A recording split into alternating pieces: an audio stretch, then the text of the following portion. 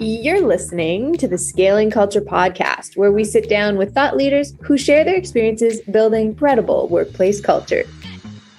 Our guest today is RJ Milnor, Global Head of People Analytics at Uber. RJ and his team accelerate business impact by providing the data-driven insights, research, and products that ignite opportunity, improve productivity, and increase well-being. RJ's responsibilities include people analytics and research for Uber's global businesses and people functions, people data infrastructure, and people data privacy and security policy. RJ brings 20 years of global experience in improving organizational performance through evidence-based talent strategies. Prior to joining Uber, RJ led the people analytics teams at McKesson and Chevron. Also, RJ received the Bersin by Deloitte What Works Award for transforming HR and the Human Resource Executive Top HR Product of the Year. His work has appeared in Harvard Business Review, the Wall Street Journal, and numerous other books, articles, and podcasts. In this episode of Scaling Culture, Ron and RJ discuss how do we continuously listen to the employees more often and more timely without being intrusive, how to collaborate effectively in hybrid workplaces, and meeting hygiene. What are some good rules for getting the most out of your meeting, including how to treat one-way updates in meetings? This episode was sponsored by Wilson HCG, a strategic global recruitment partner focused on bringing out the best in what your workplace culture has to offer. Now, on to the show. Welcome to another episode of the Scaling Culture podcast. I'm your host, Ron Lovett, and today we have RJ Milnor, Head of People Analytics at Uber. RJ, welcome to the show. Thank you, Ron. It's great to be here.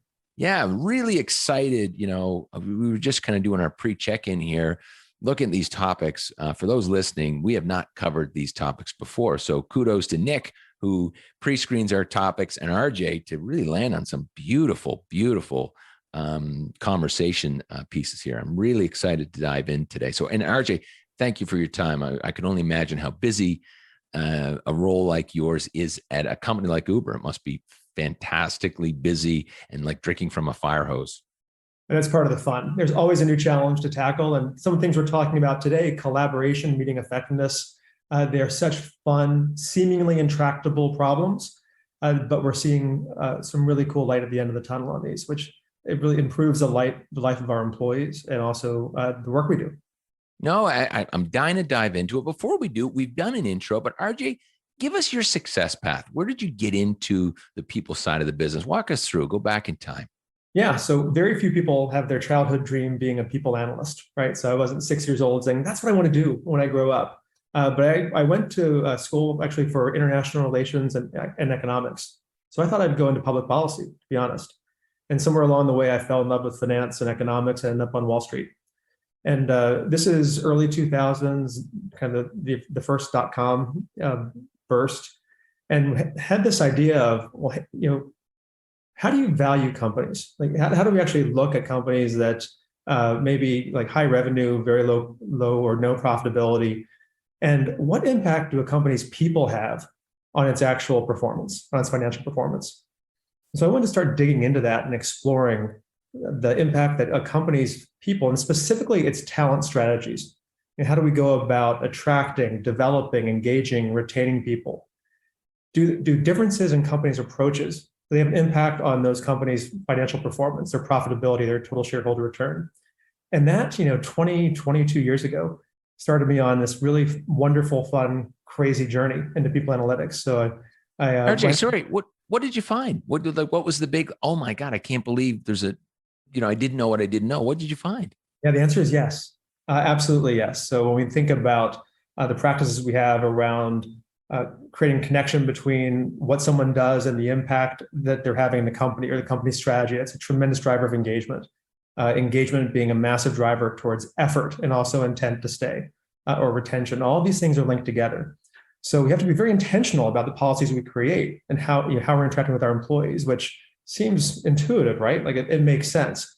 When we're able to put data behind that to understand what works and what doesn't, how employees behave, what they react to, it's very powerful for an organization. Then we can start linking that back to business performance and productivity. And that's kind of the journey I've been on for the past 2 decades or so. And when you think about this discipline and what we call people analytics, which sounds pretty new to most folks, because it is, it hasn't been around forever. It's a fascinating blend of industrial organizational psychology, behavioral science, data science, to bring all of these aspects of human performance together. Wow, that. I mean, it sounds complex. Like, are you sitting in front of a spreadsheet? You're actually, I mean, you are bringing data in. So there's a, there has to be a, the analyst approach to that. I envision you're literally looking at, spreadsheets and doing, calculations. Walk us, what does that look like? Yeah. So a lot of times, we do certainly have spreadsheets in front of us, other kinds of tools. We're trying to understand the relationships between things. So let's take employee surveys as an example. One of the things we kind of teed up to talk about was how do we listen to employees and react to their responses? So when employees tell us something, right? So how engaged they feel, for instance. We're also looking for relationships to other kinds of experiences. So how do those things factor together? How are they related? And then how does that relate to other things like productivity, performance in an organization, retention levels, all of these things, so we can understand the bigger story. And so much of our work, and just like so much of work in different lines of business, is looking across multiple different types of data and trying to see what is the story between the data. When you bring it all together, what's it trying to tell us? And that leads us to experiments and interventions of ways that we can improve work to increase the happiness of our employees, how engaged they are, their health and well-being, and ultimately drive business impact by doing that. Tell us the most or a unique story about where the data told you something or to head in a direction that you just didn't see. A great example of where did data work where it was like, wow, we didn't see this, didn't know this. Yeah, I'll give you a great one that actually happened shortly after the pandemic. So we were trying to understand how employees were doing after the pandemic, and their safety was first and foremost for us. Then also kind of their mental well-being. Were they thriving or were they really struggling? About 90% of our full-time employees changed their work environment completely. They went from, say, in office to fully remote. And this is back in when the pandemic first started. So let's say February, March, right, of 2020. And as we were going through that, one of the things that we were trying to understand was once we took care of the basic needs, made sure employees were secure, they were safe, we started to figure out the different types of benefits they might need. We were trying to understand, did they feel productive or not? Was it working for them, working from home? And the thing that really surprised us was that this relationship between productivity and focus time. And what I mean by focus time is having 2 or more hours of uninterrupted time where you can focus on a task or a project. And I don't know about you, but that's really hard to find. Like in my day, like that 2-hour block where you can just zone in and work on something. But what we found is as we looked at these two things together, productivity and focus time, they were extremely strongly correlated. So the more focus time you could get, the more productive an employee felt. And that perception of productivity, which is kind of a fun aside, that perception of productivity was very strongly linked to actual observed productivity. Lots of ways to measure productivity in different types of businesses, but those things link together. So two big aha moments. One is that employees' perception of productivity is actually a very strong proxy for productivity. If you ask them if they feel productive, it's a pretty good response back. And secondly, the more focused time you can give them, the more productive they could be. And so that got us on this track, which we can kind of talk about in a little bit of, well, how do we give employees more focused time and what's standing in the way? But that was a big aha moment that I didn't see coming. And is that, and I'm curious, I know Elon had this, at least I read online, he was like, everyone come back to the office. Was that, was it spur of the moment, data driven to get people focused? Where, and how did that land? Well, so it's interesting. I can't speak for Elon or Tesla. It's a huge question for so many of us in different organizations and in the people function of in office versus remote or hybrid, that decision. Once you've gone past that decision, it's a huge question of, well, okay, if it's hybrid, then how many days in the office? And what I'd suggest is it's actually kind of the wrong question. Like, I don't know that that's the right question we should be asking. Is it 5 days in the office? Is it 3 days? Is it 1 day? It's not one size fits all. It's impossible. Yeah, it is. It's so dependent, certainly upon the individual. But what I'd suggest is it's actually more dependent upon the type of work. And what we're starting to find is that the office has transitioned from a place where we go to work to a place where we go to collaborate, and even more than that, a place where we go to socialize. Right. Microsoft just did some really interesting work. They published a study yesterday where they asked employees about what motivates them to come back into the office. And, about 3/4 said, I'm really not motivated to come back because my employer is asking me to come back. But what does motivate them to come back? About 84 or so percent said, I'm motivated to come back, socialize with my colleagues. And about 85% said, hey, I'm motivated to come back so I can rebuild these networks that I have with my team. And what we've been seeing is over the course of the pandemic, it's 2 years now, is that those social networks, the informal networks within teams that are so incredibly important for performance, for senses of well-being, for retention, they have been eroding. Right. And they've especially been eroding kind of across networks. So not just within a team, but across teams. Well, it's interesting. I was just talking to a very good friend and advisor of mine, Sherry Conway, works for Southwest Airlines. And we were talking about different strategies around this. And I was saying, one things we've done on a quarterly planning perspective is actually two things. We've gone back to the basics of giving employees the tools on how to build relationships because it's taken for granted. Sometimes people do not have the tool. We're not teaching it in the workplace. They didn't learn it in university. Some people don't even really understand what tools they use. So we kind of went back to basics and said, look, here's some tools for your toolbox to build relationships. And then let's make some commitments about building relationships with people that you've lost relationships with, or there are new colleagues that started during the pandemic. And so let's put some accountability metrics around that. So you choose your own adventure here. So I don't know, RJ, you and I are going to go golfing or go for a coffee. And then we checked in on that 2 days ago at our quarterly planning, and it was the most impactful thing that had happened. Exactly to your point. What are your thoughts on a strategy like that? Ron, I love that, because a lot of times people struggle with understanding how to build relationships, and it's so much more difficult in a remote or in a hybrid environment. So having that kind of playbook and having a guide in terms of how to build these relationships and build connections is incredibly valuable. The other thing that's helpful is to understand when do we need to be face-to-face for these types of connections, and when do we not need to be? And so going back to that question of how many days are we in the office or when are we in the office, if you reframe the question in terms of, well, why do I need to go into the office? What type of work do I need to go in the office for? Or what types of behaviors do I need to go in the office for? I think that's a more productive way to look at it. And it could still be a certain number of days if you're trying to keep all of that type of work or those behaviors into those days. But thinking about it in terms of, hey, what type of work needs to be face-to-face? But let's talk about that, RJ. What are your thoughts? Give me an example of two roles. This one face-to-face all day long. This one, maybe not. So the role question is interesting. And I'm not sure that, I don't know that it breaks down that way, Ron. I'd love to explore that some more, because there's across roles, I think there are reasons to interact face-to-face, and there are reasons that you might want to be remote for sense of flexibility. That the thing that we found, and actually a good friend of mine, Michael Arena, has done some wonderful, wonderful work on this, is that there might be 3 different types of reasons why you really need to be face-to-face. So if you think about that idea again of the office as a place where we can collaborate and socialize, you might be optimizing for collaboration and productivity and flexibility in a hybrid environment. One is, hey, you're coming face-to-face to discover things. So to discover new insights or new ways of thinking. And that's the value of what we used to call the water cooler conversation, right? You're bumping into somebody at the elevator or the water cooler. It's that serendipitous meeting. The other reason you might come in a face-to-face conversation, whether it's an office or somewhere else, is a sense of cohesion. And you're trying to build trust.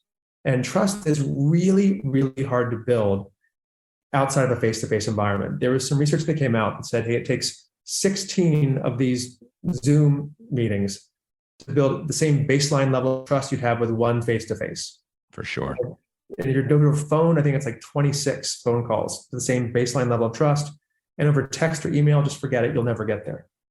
And so if you're trying to build trust in a team, or you're trying to engage in a healthy, disruptive debate, face-to-face. And so the third is around influencing.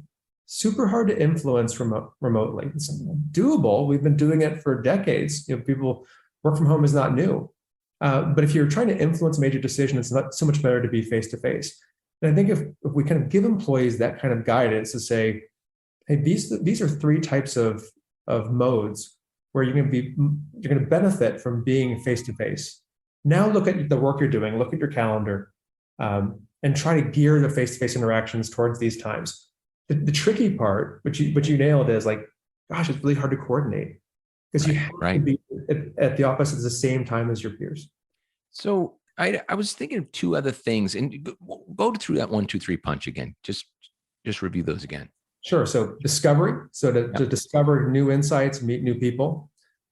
Trust or cohesion. To build those trusting bonds, and then to influence decisions. Right. Got it. Yeah, I think you're spot on. The two things that I think about that, or maybe outside of those, or maybe they correlate directly, but one, I've certainly viewed people being more stressed and that lack of energy and dopamine kick around human beings. And so I feel like there's this, the younger generation's not seeing that. Older people are aware of that and being like, I just need to be around people. I can feel it. I'm just itchy, and so I feel like that is causing some burnout that some people aren't. But the other thing that I'd say, which does tie into just what you're talking about in some of these items, is skill building. Skill building in building their EQ, understanding how to read a room, how to, the persuasion part, which connects to one of your pillars there. I mean, absolutely. I think that there's this lack of skill building that takes 10 times the work if you're trying to do this on Zoom, right? You don't know how to read energy and those types of things. So it's very interesting. And I think that the narrative in some, because you had said, well, it's hard to say come back 3 days or 5 days, but I also think the narrative from some corporations might need adjustment. And what I mean by that is we're down to change management. You now have to get me out of my basement. I'm comfortable here. I've been here for 2.5 years. What's in it for me? Because most will say, well, the company this is better. If you collaborate, we have better results at the company. But what about me? And so I think that message tends to be missing. What are you seeing? Yeah, that narrative is really challenging. Because if you ask employees, do you feel productive? A very large number will say, yes, I feel very productive working the way that I'm working now. And so it's hard to say, come back to the office, or at least I'll give you kind of my own personal opinion on this. I think it's hard to say, come back to the office to be more productive, especially when across the pandemic, what most organizations have seen is an increase in productivity. Right. There's a lot of reasons for that, by the way, but on average, and speaking for across companies now, the average work week went up for anywhere between 5 to 7 hours per week. So the argument of we want you to come back to the office so that you can be more productive when productivity is already high. And then, oh, by the way, that might be an additional 1 to 3 hours depending on the city you're in, of a commute per day to do that, and then less focused time when you're in the office. That's difficult. And I think it's actually not the reason to come back into the office. There are things that will in or face to face that will drive more productivity, but it's really more about those things that employees want to come back to the office for. It's that collaboration, it's that socialization. It's so hard to do remotely. And yes, for certain things like ideation and innovation or decision making and influencing, we are going to be way, way more productive face to face during those things. But it is so much about kind of, not to try to sell it, but it's so much more about positioning why this is a better place to do that type of work versus a kind of blanket number, I think. On collaboration, obviously, I mean, you guys are tech heavy. I'm just going to make that assumption. I think that's probably a fair one. How are you effectively collaborating in a hybrid work environment? What technology tools, what are you doing? Because I hear you. I think with humans getting together, but that's not always realistic, right? And so what strategies are you guys taking at Uber to collaborate in the hybrid environment? Yeah, so certainly we're on Zoom right now. Using kind of Zoom or teleconferencing is something that we've done a lot pre-pandemic, and we continue to do post-pandemic. Very, very effective, and also collaboration tools. So most of our documents we're collaborating on real time. Those have been tremendously helpful. And then over time, we've been getting together more often as well in person, but for more select reasons, and for some of the reasons we talked about earlier. But a lot of the collaboration tools that we have, virtual whiteboards, jam sessions, certainly virtual meetings, Those have been incredibly helpful to maintain networks and to be able to collaborate on collaborative work. So much of the work that we do, is building, right? It's innovation, it's building. Collaboration's incredibly important for that. I think the downside, and the downside that a lot of other companies are feeling, is that you can get into a position doing these things of collaborative overload. And what I mean by that is, for many of us, when we move to a initially fully remote or a hybrid type of environment, now meetings are our currency, right? We're in meetings instead of a face-to-face environment, and meeting volume skyrocket. Right. And so how do we make sure that we've got the right types of meetings, the right volume of meetings, we're meeting for the right reasons? And that's probably the next big challenge. So let's talk about that. How do we figure that out? From your experience, what's that look like? What are some of the strategies on ensuring it's effective, and some of the pitfalls to watch out for ineffectiveness? Yeah. Well, I remember I mentioned that Microsoft study that came out. They've been doing a wonderful job, both through surveys and looking through Microsoft 365 and Teams, understanding what's been happening over the past couple of years with collaboration. So I highly recommend checking that out. But one of the things that they've seen is that since the pandemic, meeting volume has gone up by upwards of 150%. Right. So we're just meeting a lot more in this virtual environment because we want to collaborate, and we're trying to maintain our networks, even though network connections have decreased pretty significantly. For us at Uber, we saw the same thing. We were having more meetings with more people for more of the day. So if you look at right after pandemic, we were having about 30% more meetings with about 35 or so percent more time with about 4% more people, right? So it's getting bigger and bigger and bigger. The first thing we had to do is just decrease that volume. So we know for managers in particular, that's a very, very heavy load in terms of how much time you're spending through the week. And we mentioned earlier how important focus time is. Well, focus time is scarce, especially for managers, and especially for executives. So how do we start to take down that volume of meetings? Well, one thing you can do is you can say, we need to reduce the amount of hours in meetings. But the risk you have there is you might actually reduce meetings that are very impactful. One-on-ones, for instance, between a manager and her or his direct report. It's actually a very productive use of time in terms of what it does for employee productivity, for employee engagement, that ability to help prioritize work, which is hugely powerful for both employee and business outcomes.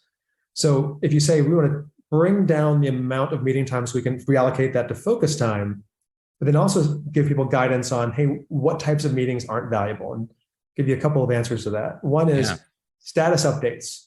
For us, almost half of our meetings, are status updates.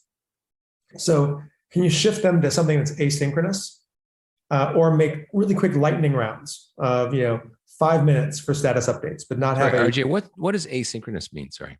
Sure. So instead of, let's say, Ron, you and me or meet for 30 minutes to go through the status of all of our projects, which happens a lot, in a lot of different companies.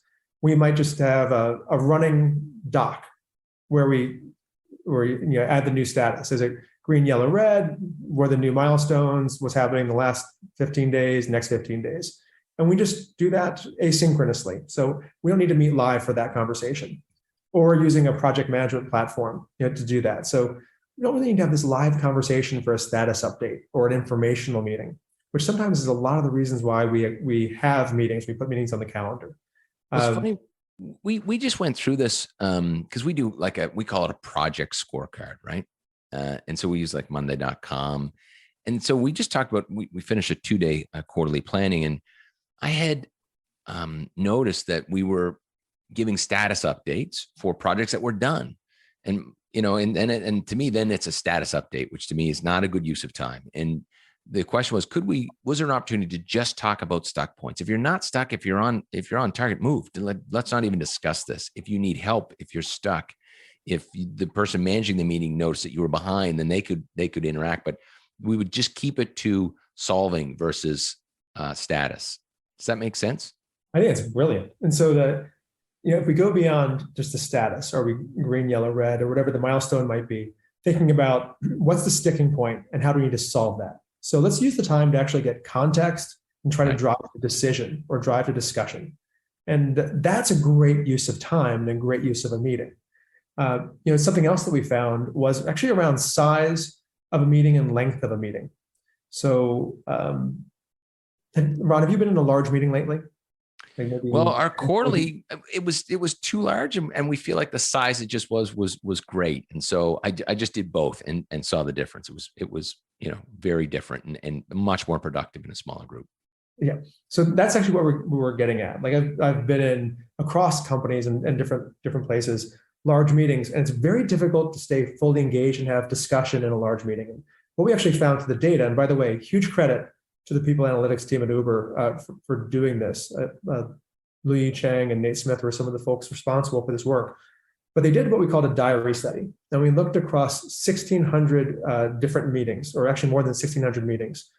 And we asked managers to catalog what happened in that meeting. So was it effective? Was it not effective? How engaging was it? We got all kinds of data from the manager in a diary style. So it's a very qualitative type of study. On the back end, though, we were tracking all different other types of things about that each one of those meetings. How long was it? How many people? And so on and so forth. And what we found was that meetings with more than 8 people, it's very hard to stay engaged and not the best for decision making. So if you want to have critical discussion, dialogue, engagement, drive a decision, 8 people is about the max you can have in that meeting. The other thing we found, which is fascinating, is that, and it kind of goes to what we might just generally think, but 30 minutes is about the max you can have in a meeting before people start getting distracted. So segments being, if it's a full day, 30, 30, 30. Yeah, well, it's interesting. If you're doing a full day, that'd be an interesting thing to test. We've seen an hour and a half be a good amount of time because 30 minutes is pretty compressed. Right. If you get to a meeting, and I know for me, if I'm in like an hour and a half meeting, there's probably Slack and email going on. And what we found is that once you get past that 30 minutes in a meeting, it's exactly what happens. People start getting distracted. They get emails, they start to check, they're responding to a message, they're on to something else. But within 30 minutes, you can keep it very, very focused. Well, it's funny. One of the things we talked about, so we literally, again, at Quarterly just went through different strategies. One of the things that came up it was Maddie, I think, that brought this up, was she had read or heard somewhere, instead of how long do we need for the meeting, how quickly can we get this done? Like just changing that, because how long is like an hour 45? How quickly? We could get this done in 25 minutes. What are your thoughts on that thinking? I know you said that maybe, I know in the one-on-one you're saying you don't want to compress the time, but what are your thoughts? We didn't study that, Ron, but it's a brilliant idea. One of the things that we have found extremely useful is making sure there's an agenda for every meeting. And if we kind of jump off of that, why are we saying 30 minutes for a meeting or an hour? Look at the agenda and how much time you need. Maybe that's a 10-minute meeting based on the agenda. Maybe it's 15. But sometimes we try to fill the space that's allotted on the calendar. And if there are 3 bullet points, let's get those 3 bullet points done and then give the time back. I was saying this and I don't know how this works, but, sometimes I'll do a talk for a group and they'll ask me to, maybe I shift content for it. And I'm last minute all the time. I'll do a 45-minute talk for someone and people are listening to this being like, wow, I can't believe he's saying this, but I won't prepare. I do my 45 minutes, but I watch my timer and I end 45 minutes on the dot. And it seems like I've done it 1,000 times. The clock is very important. Do you think that the clock should be on the meeting? Like how did you time keep those meetings at the half hour to ensure, did everyone see it? Or did someone say, hey, we've got 5 left? Like, how did you manage the time? That's interesting. So in this particular study, we were looking at how long was the meeting. So if it was a 15-minute meeting, a 30, a 45 hour, and so on and so forth. So we were just observing the meetings. We weren't controlling for them. But what we understood was once you got past 30, the amount of distraction increases.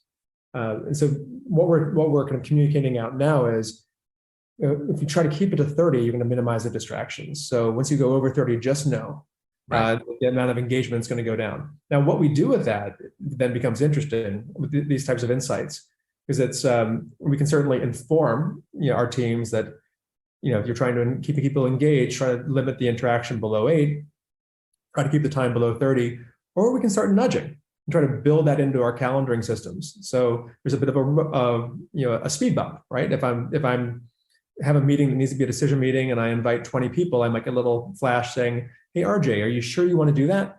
It might not be a best idea. Here's a link to some of the research that the teams have done here to explain why. And if you still want to do that, you're free to do that. Interesting. Helping change behavior, through information. So I love it. It's the 8:30 strategy, right? Yeah. And let's go in the meeting, RJ. What strategies or best practices has the data shown, or do you guys just implement maybe outside the data to ensure everyone's heard at the meeting, the largest voice like myself doesn't take over the meeting? What happens in the meeting? What strategies within that half hour, if that's the optimal time? Yeah, and we didn't get into that as much, Ron, but such a great question. One of the things I actually heard on the podcast was nobody speaks twice until they spoke once, which I thought was brilliant. That was it the Supreme Court uses that? Yeah. So I think it's a wonderful tactic. One that we're looking for, and that we found actually through that study, was understanding, does a meeting have, for instance, and these are some really basic hygiene principles, but they can be very effective. Does the meeting have an agenda? Does every person going have a specific role or responsibility, and do they know those roles and responsibilities? And what that starts to cut down on are having 2, 3, or more people from the same reporting line in the same meeting, making sure we've got the clear decision makers. All of those basic kind of hygiene rules in the meeting, and just increasing the efficiency of the meeting, making sure you actually achieve the outcomes that you want going in. But a lot of times, that's not the way organizations do meetings. Some companies are very, very good at it. Others are still learning those kinds of principles.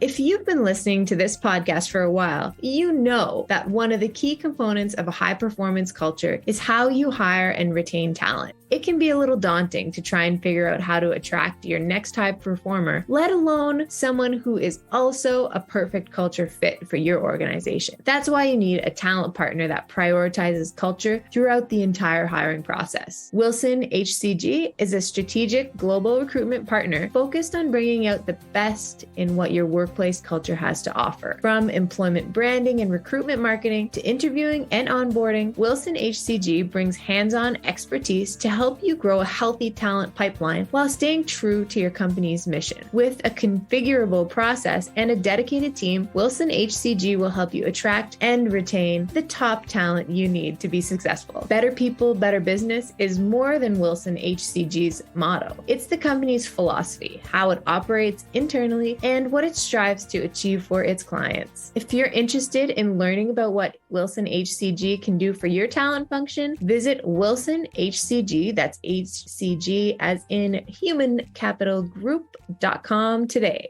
I agree. And I'll go back to, just because we're on the topic, I think a few things that we want to be intentional about and our groups talked about was, what is the intent or purpose of the meeting, and what is the outcome? That allows people to know. I was telling a story that I was taking a cooking course in Copenhagen. And so it was this cooking course.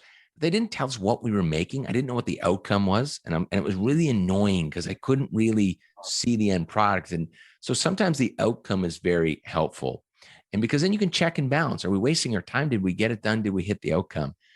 But the one that I've been trying to do a good job on, that I think I've caused some confusion in the past, is in a meeting where decisions needs to be made. I think I've caused confusion because we're a very collaborative environment. So for instance, today it's me, you, RJ, and a few others. We collaborate, and I say, what do you think? Okay, let's collaborate and let's all make a decision. The next meeting, I'm asking questions and I'm going to make the decision. And I've caused some confusion. So we discussed this yesterday about, being intentional and opening a meeting to the best of your ability to say, and here's how a decision is going to be made. I want feedback, but I'm making the decision. And that's what I'm looking for. We're going to do this by consensus. What are your thoughts on decision-making for a meeting? Yeah. So we talked, and it's funny, my team was just talking about this earlier this week. Having a decision framework is extremely helpful. Whether it's RACI or RAPID or DARE, whatever it might be, there's a million of them. But it comes down to understanding who the decision maker is and how decisions are going to be made. And that might be different in different situations. You just mentioned, for instance, we're going to do this by consensus, or this time I'm going to make the decision. Well, making your intentions clear going in is extremely important. And then also helping people understand what are the rules of the game here. Is the intention going in that I want to hear all discussions or all perspectives, and I'm not going to make a decision right now. I want debate, or is this more of it's a debate, decide, commit? Like we are not relitigating this decision afterwards. I need everybody to get on board, even if you disagree and commit. But having that identified decision maker, and then also having everybody know the rules of the game and buy into those rules, I think is pretty important. Well, I love that. What did you say? Debate, decide, and commit? Debate, decide, commit. Like have a healthy, honest debate. But then when you make a decision, commit to that decision. I love the commitment. And, I go back to 5 dysfunctions of the team. If you're not going to get results if your team hasn't had, healthy conflict debate and then, not committed around it. So I love that. Let's talk about listening to employees. And, we talk about, or I should say, I've been talking about the difference from a pandemic. What's really changed to me is the transactional relationship between employer and employee. And it was, look, RJ, whatever happens with you and your family and your dog, leave it at the door. We pay you to do a job. To now, it's really moved to, how do we make RJ the best version of himself? How do we bring you up as a human being? So therefore, we want the best productivity from you here. But from your standpoint, because those discussions now, hey, RJ, how you doing? How's your family doing? Are you feeling okay? Are you overwhelmed? How's your health? And crossing lines that used to look frowned upon as drama and none of your business. What is the balance of listening and without being too intrusive and not pushing those boundaries? What are your thoughts on that? Yeah. Well, it's interesting. I think there are 2 challenges. One is, first off, as managers and leaders, how do we listen to our employees and listen with empathy, so that we can build on their strengths. So, and that's, I think, if it wasn't clear that was always an important leadership trait, it's become abundantly clear during the pandemic. And so there's that behavioral element or that managerial style where listening, being open, connecting is incredibly important. We talked about how connections have decreased during the pandemic, like actually network connections. That sense of personal connection also gets really strained. It's one of the reasons why Gallup, the surveying organization, has for a long time measured whether you have a best friend at work. And it's one of their components for employee engagement. That particular component has become much more important during the pandemic. Right. And I think the impact is almost doubled on things like whether someone thinks their company is a great place to work and their likelihood to stay. So that connection and that listening on a personal level is critical. One of the things we've been focusing on in terms of the people analytics world is, how do you listen at scale? So me listening to a member of my team is incredibly important for me as a person and me as a leader. But how do I listen across, almost 30,000 employees? And then how do we respond to that? So if you think about a lot of employee surveys, I just saw a stat this morning where just over 40% of employees say they get surveyed, once a year, and about 3/4 say they want to be surveyed more often. Well, that's because they want to have a voice, right? They want to be listened to, and so doing that at scale and having a way to respond to employees is one of the challenges. I was at quick story that was it was a moment of reflection for me. I was coming back from San Francisco a couple of weeks ago, and after I got home, I got an email from the airline, and it asked me to take a survey. Have you gotten one of these, Ron, with the surveys from the airline? And I'm like, hey, I do this for a living. Like I design and launch surveys. I should probably do this and help the company out. So I go start taking the survey, and I'm on page 1. And it's a 5 or 6 point Likert scale, pretty standard, and start ticking them off. And then it's page 2 and page 3. And 15 minutes later, I'm still doing the survey, and I just quit. It's what we call abandonment. So I'm out of the survey. And I stepped back in this moment of reflection, and I realized, the company was asking me what it wanted to know, but it really didn't seem interested in what I had to say. A whole lot of questions, and they were very structured, and they were good questions. They were well designed, but it was kind of more about the company, right? Maybe it wasn't so much about my experience and what I thought. And so I little moment of reflection, in that as organizations, I think we do this a lot. We design surveys based on what we want to understand, but maybe we don't always give as much space for employees to tell us what they need. And there is a place for structured design surveys. They're a very important thing. But as we started thinking about how do we listen to employees at scale, what we wanted to understand was how do we know what employees need when they need it, and then are able to respond in the moment. And that's actually how we went about redesigning our listening program, probably about a little over a year ago. So tell us about that. I'm curious, what did it look like and what did it morph to? Yeah, so we started with a pretty traditional way of listening to our employees. It was a survey, a longer survey, but it was reasonable, 10, 15 minutes, once or twice a year. And allowed us to get really deep and understand what was happening at the team level across the organization. That went back to managers and managers' action plan, and employees found it valuable, and managers found it very valuable as well. But what we realized was that we really wanted to understand what employees' experience was at Uber. And if we wanted to design a more human-centric experience, we needed more touch points than that. And that became frankly glaringly obvious during the pandemic, right? You couldn't wait a year or 6 months to get that. But even if you just think about an employee's experience at work and their journey, having those big annual, semi-annual touch points wasn't sufficient. So what we started to do was we moved to a much smaller monthly survey. So much shorter, every month, to a sample of employees. Some companies do this weekly, some companies do it daily, to get a more constant signal. Now, a finger on a pulse, more or less, right? Yeah, exactly. And so we'd collect those up, and then we made sure we got the results back to managers or to owners of a process or owners of a function, so they could see what was going on a more regular basis and take action on it. And that was kind of the first iteration of the approach. We learned from that, though, and so that worked really well for about a year. And what we learned was that if you're giving this directly to managers, that's actually, it could be more information than a manager needs all the time. Like, how do you take that information and build it more into their workflow, which is what we're working on now? Right. And sorry, RJ, because it could be disruptive. All of a sudden it's like, hey, we're trying to do this, and then you're throwing this thing at me on a monthly basis. I have to change directions. Is that what you mean? Exactly right. Managers have a lot to deal with.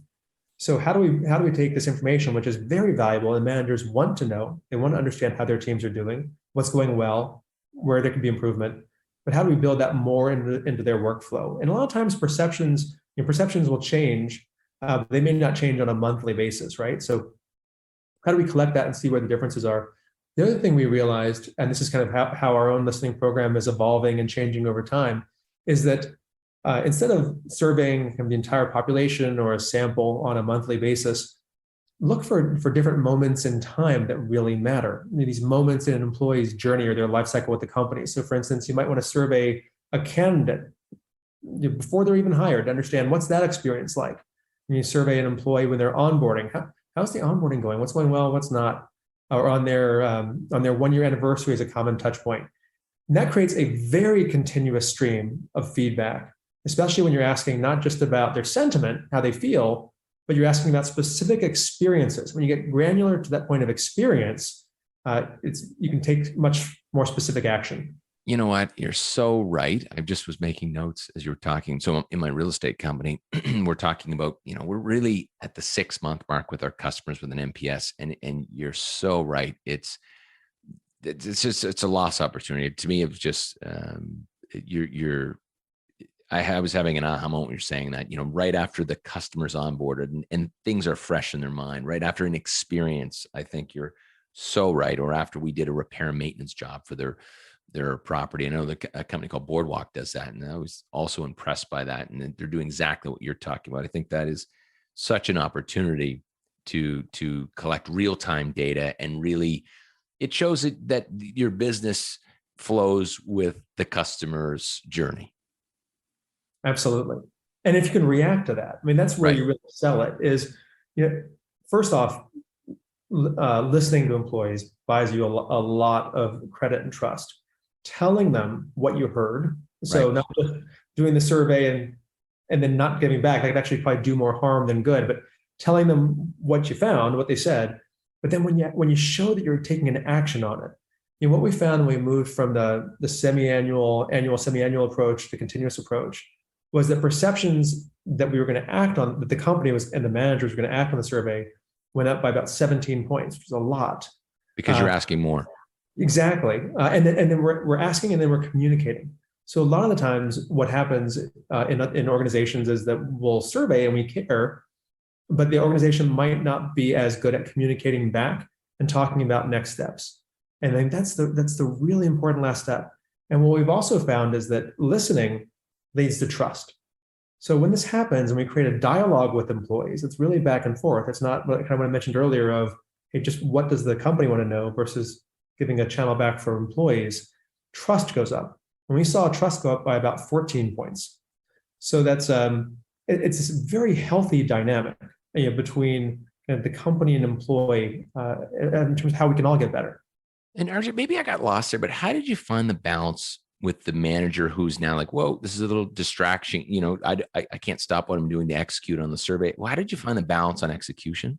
Yeah, we're still working on it, to be brutally honest. So, yeah, please. Like all things, we're a company that's kind of born from experimentation. So when we were going through those monthly surveys for the first year, we were checking in with our stakeholders, with managers and our functional stakeholders to see how it was going. And what we found was utilization was sky high in terms of our dashboards we send to managers for the first several months. Then it dropped down and dropped down and dropped down and dropped down. And so we started to engage with managers and say, what's working with this? What's not working with this? And that user experience testing or UX testing was really valuable. And then it told us, well, this was really valuable. Now I look at it every couple of months or every quarter, even though I get it every month, which told us it's time for a change. That there's probably a better way to get feedback from our employees and back to our employees and build it more in the flow of work. And that's what we're working on now is how do we build this more into the flow of work? So it's not a separate tool, a separate dashboard, but something that's designed into what managers look at every day. So it might be designed into their people dashboard or business dashboard. I was just thinking as you were talking, because you think about the flow and you think about, okay, employee fills out a survey that says there's this problem. Okay. And it seems obvious it's this problem. It hits the manager who may not have time to deal with it. I wonder if there's an opportunity to, collect that information. It goes back to a supervisor from that group or to those employees who then come up with the solutions too, because you go back to change management and prioritization. And then they're like, wow, we're going to own this. We're going to bring the solutions. I wonder if there's something there in the loop, I think that's a fantastic idea. And so many times you can have organizations that have a more centralized approach. So they're looking at the data and you'll try to do it, create recommendations from a center of excellence or center of expertise, or you get the results back to a manager or a chief of staff who start working on the action planning. And the trick there, I would think, is that that action planning has to meet the cadence of the business. So maybe that action planning happens on a annual basis or semi-annual, maybe try to tie it to the business planning cadence, but you wouldn't want to do that monthly. Quarterly even seems too fast. Right. But it's a great approach. One of the things that I think is super interesting is to what degree can you automate the actions in the moment? And there are some companies doing really cool work on this where there are nudges built in based upon the signal. So for instance, let's say some employees are disengaged and you're also seeing that there hasn't been a one-on-one in a couple of weeks. Well, the system might nudge the manager automatically and say, hey, it's time for a one-on-one with Jane. Oh, wow. And so that creates a much more instant kind of in the moment intervention. And that's some of the cool stuff on the horizon from a technology standpoint. I love that. I just think of that for my own business. We probably don't do a good enough job with like who's looking for a one-on-one because, and my thoughts on the one-on-one change. I was heading down the path of, I forget what the book, but there was a book and a methodology about checking in every week with people. And one of my advisors, Holly Delaney, that used to be director of HR for Zappos, she told me about their approach, which was, it comes down to the person. That feels like micromanagement to one person where someone else really loves it. Someone just wants to feel safe that they can check in. And so, it's hard. I always think it's hard to systemize that. But I think we need to do a better job with just asking, what is the play for someone? Do they, because we're probably not at the stage to have a technology nudging. I think we're still small enough that we could do that human to human. I love that approach though. Where'd you end up landing, Ron? Do you look at absolutely? Yeah.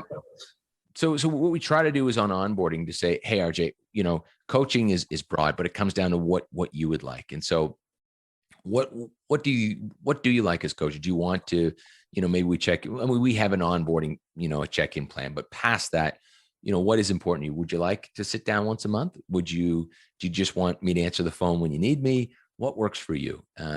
And that seems to work. And another thing that I find interesting is on the feedback loop is, and it's came out with a podcast too.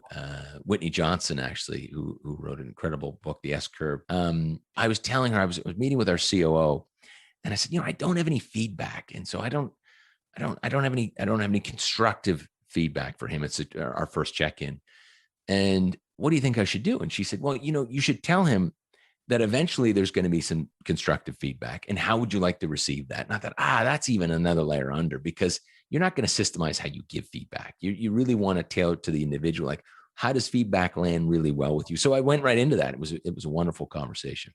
That's fantastic. I love it. I want to go back to data for a sec, because when you were talking, I was envisioning you building a survey that had this balance of data so we can make decisions, but openness to your story so a customer could be open about their experience, or in your case, employee surveys, but hard to take that data. Human beings have to really look at it. Like, how did you find the balance, or are you guys still into it? Yeah. So that's kind of what we think of as the quantitative side and the qualitative side. So most surveys have, at least one kind of question. Maybe it's 20, maybe it's more. And that's the structured side, right? There are specific things that, going back to that airline story, that we want to know. We're testing for engagement or trust or specific employee experiences, and we want to be able to trend that and benchmark it. But I think the richness, Ron, is in the comments. It's in the qualitative feedback. So if you ask an employee, hey, what's going well? What's not going well? That's sometimes what I really, really want to understand. Now, for 1,000 employees or 10 or 20,000 employees, reading through all those comments, it's doable, but that's a big job. And then also it takes a special skill set to really understand what to read into those comments. How do you bucket them? How do you factor them appropriately? There's great technology, we call it natural language processing or text analytics, that can start doing that for you. So still, like for a leader or a manager, I want to read every single comment, from every single employee in the group, because I want that context and I want that feel. But across a larger group, it's very helpful to bucket into themes, so I can understand, okay, these are the main things I'm going for, and what's the sentiment associated with those comments? Is it positive? Is it negative? What's the split? And so it's a very, very effective way to go from 20,000 comments and very quickly get a sense of where do I need to focus and dig in. It's funny, I was asked not too long ago, what is the question we should be asking? If there was because I do find some of the surveys that I've seen, they're just, I don't know if I'm saying this right, but they're just kind of in the middle, they're not getting to the meat is what how I'll phrase that. And I said, I think a good question is, knowing what you know about us as an employer and your job today, the things that you do, would you be excited to reapply for the role? And using the word excited. And I was saying, I don't know if a lot of people during the Great Resignation will have the courage to ask that question. What do you think of that question? Too harsh? No, I love it. So it gets to something that we think of as you mentioned NPS scores earlier. It gets to the notion of a net promoter, right? There's an often used question of, would you recommend the company to a friend or family member? It's getting to that notion of, hey, would you take this trip again? Right. And that's a very important sentiment to be able to capture. And then there are other questions where you can start to dig into why or why not, right? So a lot of things that we look at are senses of discretionary effort, senses of burnout. We really try to keep a pretty close eye on, like, where are people on the curve? You can sprint, but you can only sprint for so long. So trying to understand that. But to answer your question, I love that question. What else, RJ? What else are you working on, thinking about? What's new and exciting, or a big challenge that you guys need to overcome that we haven't talked about today? Let's see, that we haven't talked about. I think the big one that we are digging into right now is collaboration. So we did talk about that a little bit, and then connectedness. So how do we help folks stay connected? Those are the big things. The challenge with connections is going back to how do we facilitate where and when people work? So we did those are kind of the big things. We talked about them a little bit, but that's occupying a lot of my focus and energy right now. So I do think it's going to have the biggest impact both on employees' happiness, their lives, but also on business performance.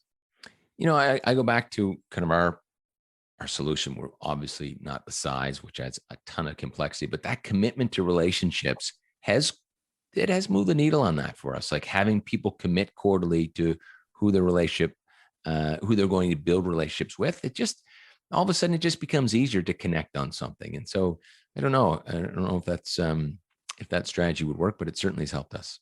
So it's interesting. I'd love to learn more about that, Ron. Because one thing that I just saw a piece of research earlier this week that was kind of across industries, but I was talking about how employees across companies have pulled back from investing and strengthening their relationships or building new relationships. There's been kind of a retrenchment, right? Like retrenching to your core team, or even retrenching into individual work.